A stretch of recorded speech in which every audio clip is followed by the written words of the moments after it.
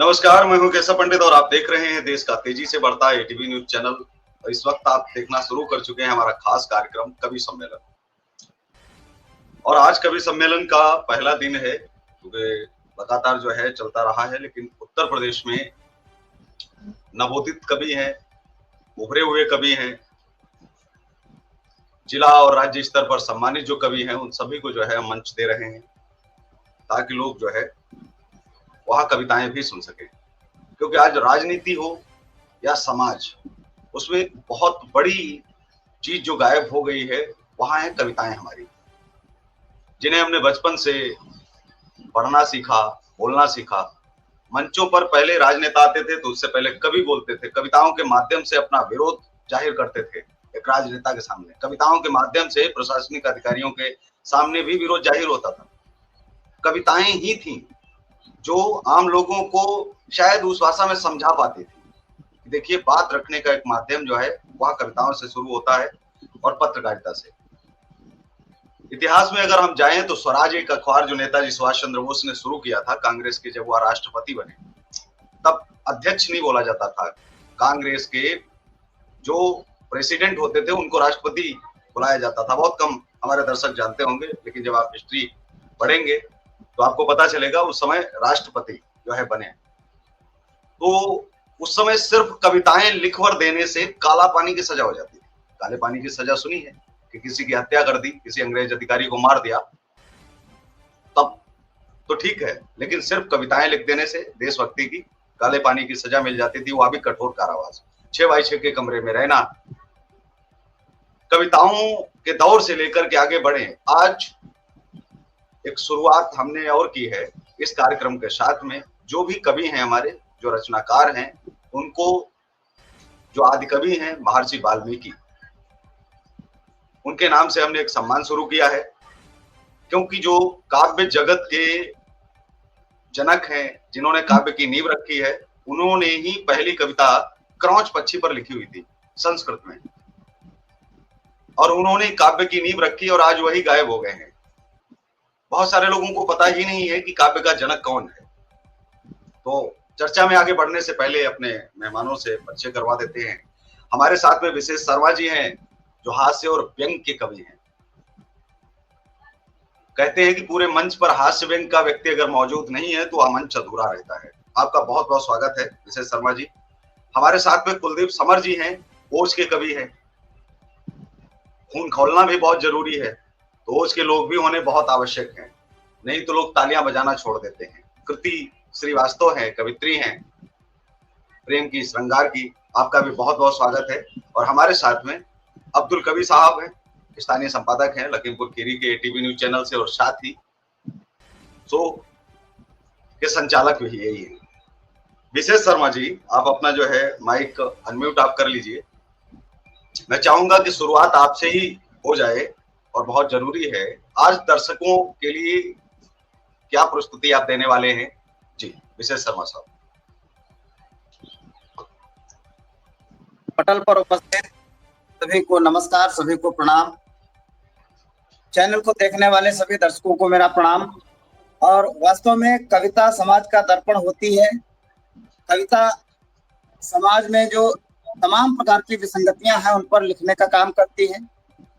संचालक जी को बहुत बहुत धन्यवाद, जिन्होंने हमें यह अवसर दिया और शुरुआत हमसे करने को कहे। हास्य व्यंग के लिए भी कहा है, तो मैं मूलतः हास्य व्यंग का ही कवि हूँ, लेकिन मैं कुछ सामयिक चीजें बताना चाहता हूँ। इस समय सरकार का बहुत प्रयास है कि धरती बचाओ, पेड़ पौधे लगाओ।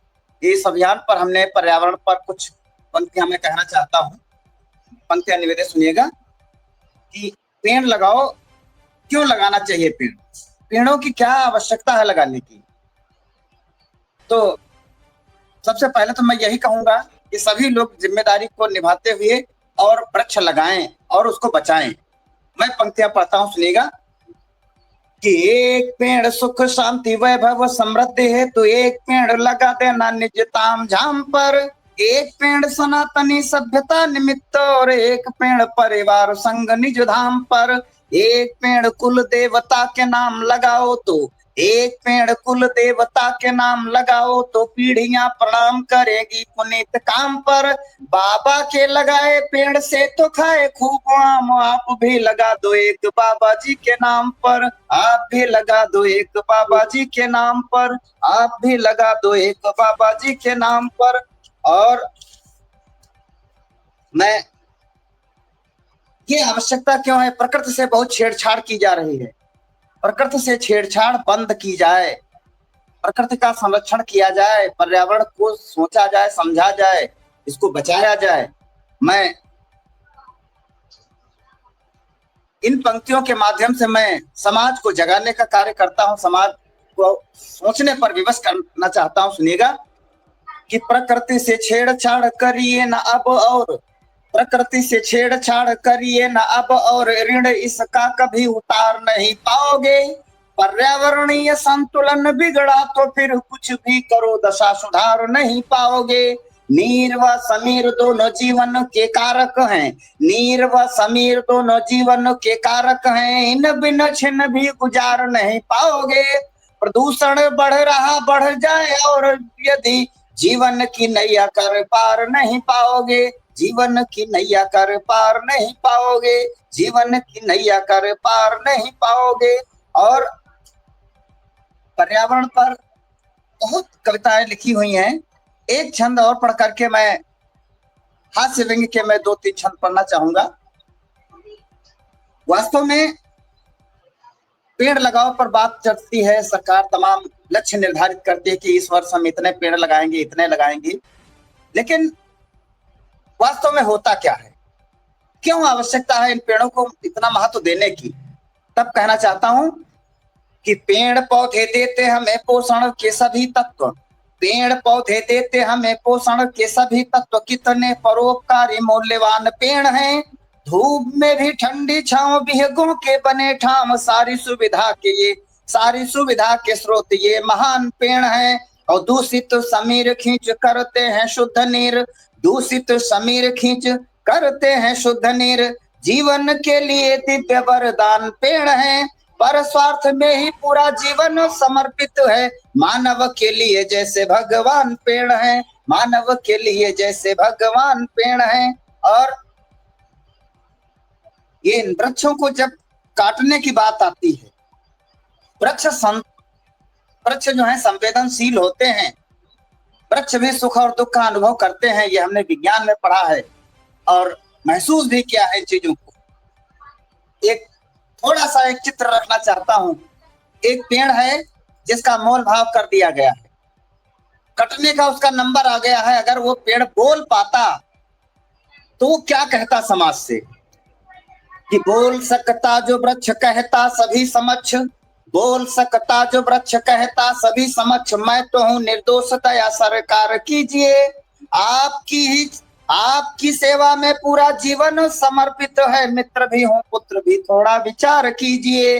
द्वार आपके खड़ा हूं बाहों को पसारे हुए, द्वार आपके खड़ा हूं बाहों को पसारे हुए, पूर्ण तन आपका इसे स्वीकार कीजिए और खूब करिए विकास फूलो फलो रात दिन, किंतु काटिए न हमें उपकार कीजिए, किंतु काटिए न हमें उपकार कीजिए, किंतु काटिए न हमें उपकार कीजिए। और वास्तव में इन पेड़ों की महत्ता और क्या है मैं बताना चाहता हूं, सुनिएगा कि वास्तव में जरूरी है, इसको जी बहुत आवश्यक है इसको बचाना। जी अब तक आवाज आ रही? समय का भी थोड़ा ध्यान रख के फिर लौट करके आप तक आते हैं और हम चलते हैं, क्योंकि सभी को थोड़ा थोड़ा पहली बार अवसर जो है देते हैं, क्योंकि सभी को 2-2 अपनी रचनाएं 3-3 रचनाएं रखनी है, तो हम चाहते हैं कि 2 से 3 बार में आप जो है रखें। आप तक आते हैं हमारे साथ में कृति वास्तव है और जो कवित्री है कृति जी, क्योंकि आप श्रृंगार की कवित्री हैं, आप श्रृंगार पर आप लिखती हैं। कविता किसी बड़े एक महान जो गीतकार थे उन्होंने लिखा था, जो संतोष आनंद जी हैं, उन्होंने जो है जितने भी गीत लिखे हैं, मुझे लगता है कि उनके आप गीत सुनेंगे तो लोग भाव विभोर हो जाते हैं। आप आज जो है इस कार्यक्रम में हमारे दर्शकों को क्या प्रस्तुत करेंगी, क्या आप सुनाएंगी श्रृंगार का? जी। श्रृंगार का एक गीत सुनाऊंगी मैं। सबसे पहले तो सभी को जय माता दी। और चूंकि सावन चल रहा है और कहते हैं लोग कि 14 तारीख को वैसे वैलेंटाइन डे अंग्रेजों वाला मनाया जाता है, लेकिन हम लोग तो सावन में ही सारा प्रेम ले आते हैं कि प्रभु से प्रेम करना है। तो मुझे ऐसा लगता है कि उसी से रिलेटेड कुछ एक गीत है, सावन पर है और भगवान शिव से रिलेटेड है कि प्रेम क्या है उसको वर्णन करने की कोशिश की है। वो गीत सुनाऊंगी। शुरुआत करती हूँ। तुम बनो मोक्ष के द्वार का मार्ग जो, तुम बनो मोक्ष के द्वार का मार्ग जो, मोक्ष के द्वार के मैं बनूं पंजिका। तुम बनारस की मुक्ति के शिव जो बनो, तुम बनारस की मुक्ति के शिव जो बनो, ब्रज के मोहन की मैं भी बनूं राधिका। तुम बनो मोक्ष के मार्ग का। अंतरा है कि तृप्ति और भक्ति से शुद्ध हो चेतना, तृप्ति और भक्ति से शुद्ध हो चेतना, प्रेम से आत्मा को जो दे प्रेरणा, वेदना में भी दोनों प्रसन्नचित रहे, इष्ट में आस्था की जो हो लक्षणा, इष्ट में आस्था की जो हो लक्षणा। जो महकते रहो व्रत की होली से तुम, जो महकते रहो व्रत की होली में तुम, मैं दिवाली में काशी की हूँ दीपिका। तुम बनो मोक्ष के द्वार का मार्ग जो, मोक्ष के द्वार की मैं बनूं पंजिका। दूसरा अंतरा है कि मैंने दीवन से तुझ में ही उलझे रहूं, तुम बनारस की गलियों से सजाओ जो, भानु जाकी तरह मैं यदि कृष्ण हूँ, मिलके मुझको भी गंगा सा उज्ज्वल करो, मिलके मुझको भी गंगा सा उज्ज्वल करो। अंतता ये प्रणय हो सफल है प्रिय, अंतता ये प्रणय हो सफल है प्रिय, मैं बनूं हर जन्म तेरी अर्धांगिका। तुम बनो मोक्ष के द्वार का मार्ग जो, मोक्ष के द्वार की मैं बनूं पंजिका। और आखिरी बंद है जो कि अंतिम अवस्था को भी दर्शाता है जीवन की, और इसका अंतिम बंद भी है कि घाट हस्ती हूँ तो मैं बनूं आरती, मैं बनूं पार्थ और तुम मेरे सारथी। घाट हस्ती हो तुम मैं बनूं आरती, मैं बनूं पार्थ और तुम मेरे सारथी। साथ जीवंत हो दोनों मणिकड़ी का में, प्राप्त कर ले तुम्हें बन के परमारथी, प्राप्त कर ले तुम्हें बन के परमारथी। ध्यान करके जो काशी के साधक बनो, ध्यान करके जो काशी के साधक बनो, साध लूं मैं तुम्हें और बनूं साधिका।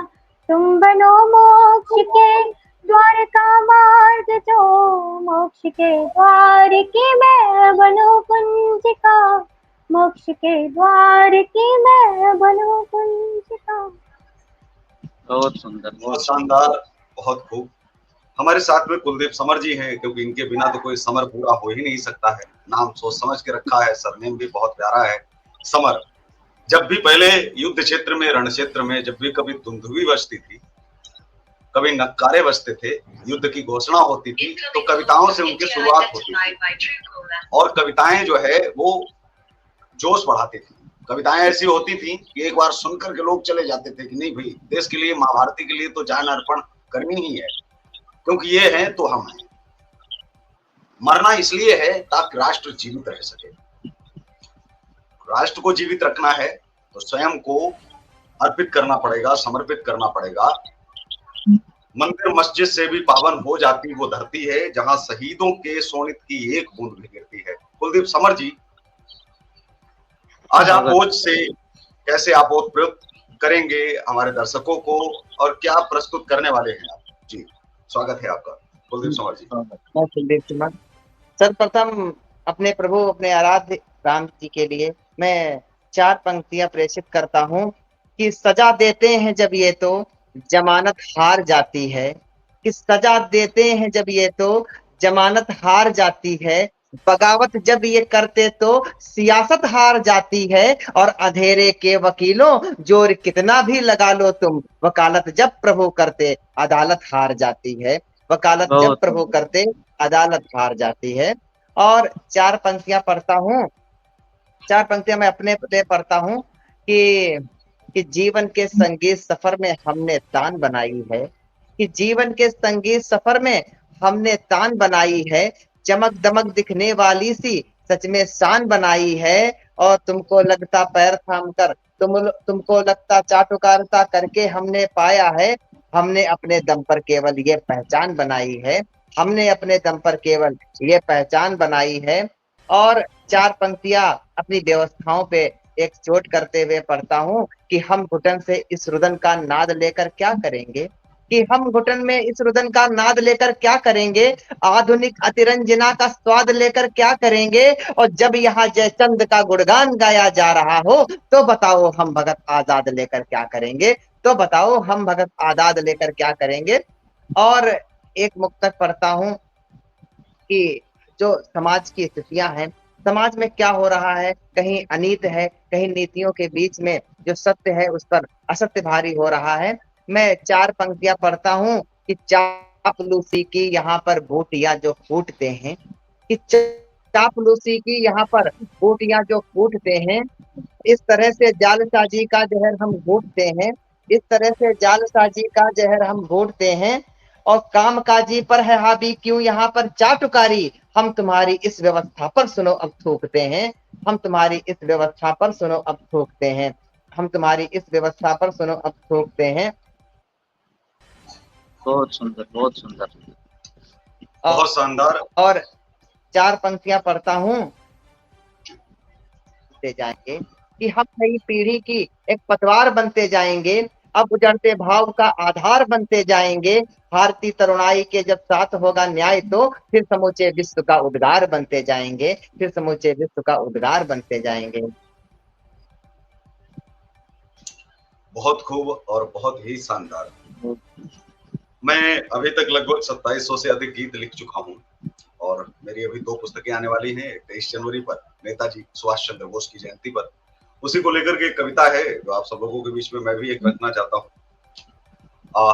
शायद 10 वर्ष हो गए हैं मन छोड़े हुए, और क्योंकि चैनल में और पत्रकारिता में और समाज सेवा की इतनी जिम्मेदारियां हैं कि समय नहीं मिल पाता है, लेकिन फिर भी प्रयास जो है करता हूँ। 4 लाइनें आपको पहले सुनाता हूँ, उसके बाद में मैं कविता शुरू करता हूँ। कि हिंदू को शोभा देता क्या मुस्लिम को गाली देना, हिंदू को शोभा देता क्या मुस्लिम को गाली देना, राष्ट्रवाद बन चुका विषैले भाषण पर ताली देना, कब तक तुम अपमान करोगे गांधी जी की गीता का, चीर हरण कब तक होगा रामायण की मां सीता का, ईश्वर अल्लाह नाम तुम्हारा कहने वाले बन जाओ, एक गाल पर 7 तमाचे सहने वाले बन जाओ, एक गाल पर 7 तमाचे सहने वाले बन जाओ। नेताजी क्या है, नेताजी सुभाष चंद्र बोस मेरे लिए क्या है, इस पर एक कविता है, इसका शीर्षक है नेताजी क्या हैं और उनको क्यों हम नेताजी को इतना सम्मान देते हैं, और उनको क्यों हम परमेश्वर के बराबर मानते हैं, परम पिता के बराबर मानते हैं, उनको ईश्वर के बराबर मानते हैं। नेताजी सुभाष चंद्र बोस। नेताजी मृत्यु जय हिंद, नेताजी अपराजय हिंद, नेताजी का है प्यार हिंद, नेताजी का सत्कार हिंद, नेताजी की है गूंज हिंद, है कहां नहीं मत पूछ हिंद, नेताजी का है रक्त हिंद, नेताजी का हर वक्त हिंद, नेताजी का है ललाट हिंद, नेताजी रूप विराट हिंद, नेताजी की हर श्वास हिंद, नेताजी का विश्वास हिंद, नेताजी का हर ख्वाब हिंद, नेताजी का जवाब हिंद, नेताजी की तलवार हिंद, नेताजी का अखबार हिंद, नेताजी की पूरी दिल्ली, नेताजी का दरबार हिंद, नेताजी से है सभी धर्म, नेताजी का है धर्म हिंद, नेताजी खुद नारायण है, नेताजी का हर कर्म हिंद, नेताजी का दरबार हिंद, नेताजी का जयकार हिंद, नेताजी का सम्मान हिंद, नेताजी का है मान हिंद, नेताजी की ललकार हिंद, नेताजी की सरकार हिंद, नेताजी का जयगान हिंद, नेताजी की है जान हिंद, नेताजी का सहयोग हिंद, नेताजी का हर योग हिंद, नेताजी हैं आत्मा हिंद, नेताजी परमात्मा हिंद, नेताजी के है प्राण त्याग हिंद, नेताजी को महसूस करो। नेताजी के आजाद हिंद का मकसद भी अधूरा है, हम आजाद हुए पूरी आजादी अब तक बाकी है, नेताजी के आजाद हिंद का मकसद जब तक बाकी है। नेताजी तो खुद अर्जुन है, नेताजी ही नारायण है, देश छोड़ने वाले नेताजी पूरी रामायण है, देश छोड़ने वाले नेताजी पूरी रामायण है। हमारे साथ में अब्दुल कवि जी है। अब्दुल कवि जी, आपने विशेष शर्मा जी को भी सुना। कैमरा ना बंद करें आप सभी लोग प्लीज। तो जो उन्होंने अपनी जो है प्रस्तुति दी, जो हमारे साथ में कृति श्रीवास्तव जी थी, उन्होंने भी जो है श्रृंगार पर अपनी कविता सुनाई। कुलदीप समर जी ने भी बहुत अच्छी लाइनें कही हैं। इन पर सब पर आप जो है क्या जो है कहेंगे जी अब्दुल कवि साहब? विशेष शर्मा जी जिस तरह से इन्होंने प्रदूषण और वृक्षारोपण को लेके छोटी छोटी सी लाइनें कही, बहुत सुंदर और बहुत अच्छी लाइनें थी। इनको समाज को हास्य में एक ही चीज है कि वो अपनी बहुत बड़ी सी बात को एक छोटी लाइन में कह देने का एक हुनर है, वो विशेष शर्मा जी के पास है। मंच मैंने विशेष शर्मा जी को सुना है, जिस मंच पे ये होते हैं उस मंच पे लोग सिर्फ तालियों से इनका स्वागत करते हैं, क्योंकि इनके कहने का जो अंदाज है वो बिल्कुल एक अलग अंदाज है।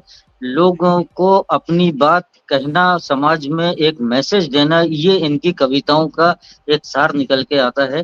तो मैं एक बार फिर विशेष शर्मा जी से आग्रह करूंगा कि अपनी रचनाओं से वो हमको और हमारे श्रोताओं को आनंदित करें। विशेष शर्मा जी। धन्यवाद। ये तो पढ़ लिए है कविता, अब अगर फिर से आदेश है तो 4 पंक्तियां हम हास्य में पढ़े देते हैं। और तमाम ऐसी बातें होती हैं जिनको हम देखते हैं, आनंदित होते हैं, उन घटनाओं को भूल जाते हैं, लेकिन जब उनको पंक्तिबद्ध करके और पूरे देश में पढ़ा जाता है तो लोग उसी पर आनंद लेते हैं।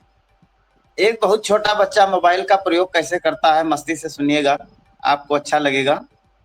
वो प्रथम चक्र में हमने पर्यावरण की और दूसरे प्रकार की कविता पढ़ी थी। इसमें हम कुछ हास्य और व्यंग्य की बात करना चाहेंगे। हास्य व्यंग्य आपके आसपास बिखरा पड़ा हुआ है। छोटी छोटी घटनाओं से हास्य निकालने की कोशिश करता हूँ, कहाँ तक कामयाब होता हूँ ये आप सभी तय करेंगे। पंक्तियां निवेदित सुनिएगा। एक बहुत छोटा बच्चा मोबाइल का प्रयोग करता है, कैसे करता है सुनिएगा। एक नवजात शिशु सिस्टर से बोल उठा दीजिए मोबाइल है बात करूनी मुझे। एक नवजात शिशु सिस्टर से बोल उठा दीजिए मोबाइल है बात करूनी मुझे। 9 महीने कष्ट झेल धरती पे आया हूँ तो बंधु बांधवों को भी सौगात करूनी मुझे। और एक काल कर भगवान से करूंगा बात, कुंडली भी अपनी है ज्ञात करनी मुझे। और यह भी बताना है मैं आ गया हूँ ठीक ठाक, मेरी वाली भेजो मुलाकात करनी मुझे, मेरी वाली भेजो मुलाकात करनी मुझे। और हर व्यक्ति के हाथ में एंड्रॉइड फोन है। फोन भी साहब ऐसा कि ऐसे से फीचर आ गए हैं, 2 घंटे फोन को न छुओ तो फोन से खुदा ही आवाज आती है, साहब हाउ की निकल ली। तो ऐसी ऐसी बातें जब फर्जी अकाउंट तमाम चलते हैं, लोग भ्रमित हो जाते हैं, समझ नहीं पाते हैं। एक व्यक्ति अपनी पत्नी को जांचने के लिए कि उसके अंदर कोई भटकाव तो नहीं है, एक फर्जी अकाउंट बनाता है, उसमें अपनी पत्नी को ऐड करता है और चैटिंग शुरू कर देता है। सुनिए कि फेसबुक पर फर्जी आईडी बनाई और पत्नी को जोड़ खुश रामलाल हो गया। फेसबुक पर फर्जी आईडी बनाई और पत्नी को जोड़ खुश रामलाल हो गया। सुंदर सी फोटो भी लगाई सलमान जैसी, प्यार भरी चैटिंग हुई कमाल हो गया। और पत्नी ने कहा मुझे आपसे हुआ है प्रेम, मुझे अपना लो देखो बुरा हाल हो गया। और मेरे पति देव की न चिंता आप कीजिएगा, उनको तो मरे पूरा 1.5 साल हो गया, उनको तो मरे पूरा 1.5 साल हो गया। उनको बहुत बहुत धन्यवाद बोलो। बहुत सुंदर, बहुत सुंदर। विशेष इस शर्मा पर जी। 2 लाइनें मुरसान बनारसी की याद आ रही हैं। उन्होंने कहा कि जब हम मोबाइल लेते हैं और हम फेसबुक पर आ जाते हैं, फिर लाख डला लो मोबाइल में, पैसे कम पड़ जाते हैं। तो कृति श्रीवास्तव जी, श्रृंगार को लेकर के हम जब कहते हैं इस देश में 16 श्रृंगार हैं, लेकिन जो काव्य के श्रृंगार हैं वो अलग ही हैं। उनमें अपनी समा जो है बनती है, और बहुत सारे कवि और बहुत सारी कवित्रियां। श्रृंगार पर कुमार विश्वास ने जो लिखा है, मुझे लगता है कि बचपन से लोग उनको सुनते चले आए हैं और आज भी सुन रहे हैं। जब भी वह कुछ अच्छा लिखते हैं, लोग उनसे प्रेरणा लेते हैं। हिंदी को भारत से लेकर के बाहर तक बढ़ाया है उन्होंने, उसका मान सम्मान हिंदी को और उर्दू को भी। तमाम जो है मंच राष्ट्रीय अंतर्राष्ट्रीय ज्वाइन किए हैं। हमारी शुभकामनाएं आप सभी के साथ है कि आप लोग आगे जो है बढ़े, अन्य कवि सम्मेलनों में भी आप जाएं, पुरस्कृत भी किया जाए।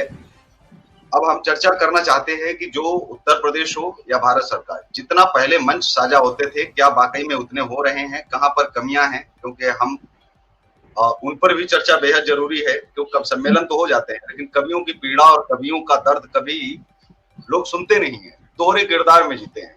वहां समस्याओं पर बात करते हैं, उनकी समस्याओं पर कोई बात नहीं करता है। पहले लोगों को कम से कम पैसा मिलता था, कविताओं के लेखन से उनको प्राप्त होता था, जो भी धन अर्जित होता था, घर भी चलता था। बहुत सारे कवि ऐसे थे। लेकिन आज कविताएं लिख करके पेट नहीं भरा जा सकता है। अनदेखी सरकार कर रही है। क्यों एक वर्ग की अनदेखी कर रही है? जहां इस देश में पुजारियों को, मौलानाओं को पैसे दिए जा रहे हैं, सैलरी और वेतन दिया जा रहा है, जो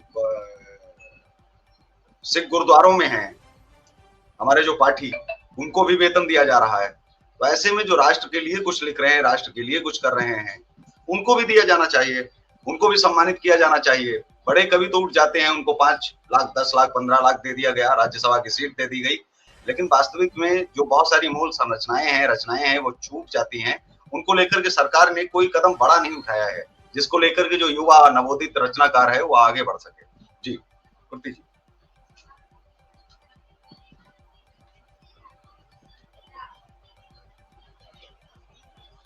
माइक बंद है आपका। जी, कभी आपने महसूस किया है कि सरकार को इस कदम जो है, इस और कदम उनको उठाना चाहिए, कुछ न कुछ उनको करना चाहिए? पीड़ा है, रचनाकार आगे नहीं बढ़ पा रहे हैं। जी हाँ, अगर इस परिप्रेक्ष्य में कोई बात की जाए तो ऐसा है, क्योंकि हमने महसूस किया है कि जो काव्य मंच होते हैं, ये कोई मनोरंजन का विषय नहीं होते हैं। तो ये एक स्पष्टता व्यक्त करते हैं कि समाज में क्या चल रहा है।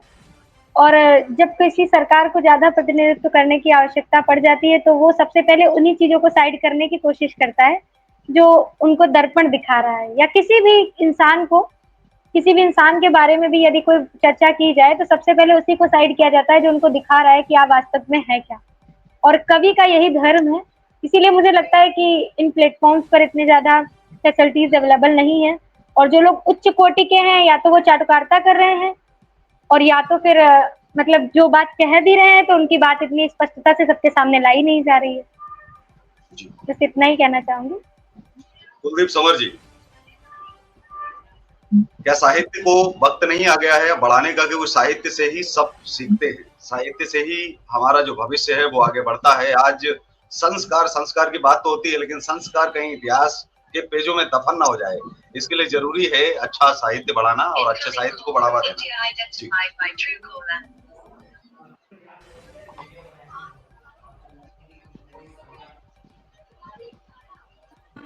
समर जी, आवाज आप तक पहुंच रही है हमारी? अब्दुल कबीर साहब, हम साहित्य और सिनेमा से जुड़ते हैं, साहित्य सिनेमा से ही सीखते हैं, तो साहित्य और सिनेमा पर ध्यान देने की आवश्यकता है सरकार को। जी बिल्कुल सही कहा आपने। साहित्य और समाज पर सरकार को ध्यान देने की आवश्यकता है। और जो कवि हैं या कोई रचनाकार जो है, वो समाज का आईना होता है। समाज की जो बुराइयां होती हैं, जो लोगों की नजर में छोटी छोटी सी चीजें नहीं आती हैं, उनको अपनी कविता के माध्यम से लोगों तक पहुंचाना एक कवि का काम होता है। और इस तरह से अब मैं एक चीज यहाँ पे और कहना चाहूंगा कि जब से ये अपना मोबाइल का दौर आ गया है, आज के जो नवयुवक हैं, जो नई उम्र के बच्चे हैं, उनको कविताओं के बारे में कुछ भी नहीं पता है। तो यूट्यूब और गेम्स से उनको इतनी फुर्सत नहीं है कि वो इस तरह की रचनाएं या साहित्यकार के बारे में जाने और पढ़ें। तो इस तरह का जो हमने एक, मैं आपको धन्यवाद देना चाहूंगा, इस तरह का आपने एक प्रोग्राम कार्यक्रम ऑर्गेनाइज किया है इस प्रोग्राम के लिए, कि यहाँ पर आके हम लोगों को कविता के बारे में, लोगों को रचनाओं के बारे में, कवि हास्य व्यंग का कवि है किस तरह की कविता कर रहा है, ओज का कवि है तो वो किस तरह से एक पहले तो जो महाराजा महाराजा हुआ करते थे, उनके वहाँ एक दरबारी कवि भी हुआ करते थे, और वो अपनी कविता पाठ करके लोगों को आनंदित करते थे, और सेना नायकों को युद्ध के समय में जाकर वो उनको प्रोत्साहित करते थे। तो इस तरह की चीजें थी, कवियों का एक बहुत बड़ा महत्व हुआ करता था। लेकिन आज के दौर में जब सोशल मीडिया का और इन सब चीजों का जमाना आ गया है, तो हमारी जो नई एज है, नई नवयुवक हैं, वो इन सब चीजों से दूर होते जा रहे हैं। बहुत जरूरी है कि सरकार को थोड़ा सा अपने कवियों को की तरफ ध्यान देना चाहिए, और उनको लेकर एक आज प्रोग्राम जरूर करना चाहिए इस तरह से, जिससे लोगों को कवियों के बारे में जाने। उन्होंने भी अपने जमाने में बहुत मेहनत की है, और मेहनत करके एक मुकाम हासिल करते हैं अपनी बात को लोगों तक पहुंचाने के लिए। धन्यवाद। बहुत बहुत धन्यवाद आप सभी का। आप सभी लोग जुड़े और अपनी रचनाएं भी आपने सुनाई, अपनी बात भी की। हम लगातार मंच पर बातचीत भी रखते रहेंगे, और समय समय पर जो समस्याएं हैं उन पर भी चाहेंगे कि आप लोग लिखें। जो आज समस्याएं चल रही हैं, आज के परिप्रेक्ष्य में जो लोग बिगड़ रहे हैं, जो लोग खराब हो रहे हैं, हमें अगर अच्छे समाज को बनाना है, क्योंकि आजादी मिल गई पर राष्ट्र अभी तक नहीं बन पाया। 78 साल के हम हो गए हैं। आखिर हम कब सुधरेंगे, अपने आप को कब सुधारेंगे, कब हम दुनिया के सामने वही भारत बन पाएंगे जिस भारत की बात होती है कि हम कभी ये थे सोने की चिड़िया। तो आप सभी का बहुत बहुत धन्यवाद। नमस्कार, जय हिंद, वंदे मातरम। इस कार्यक्रम में बस इतना ही। आप देखते रहिए देश का तेजी से बढ़ता है चैनल।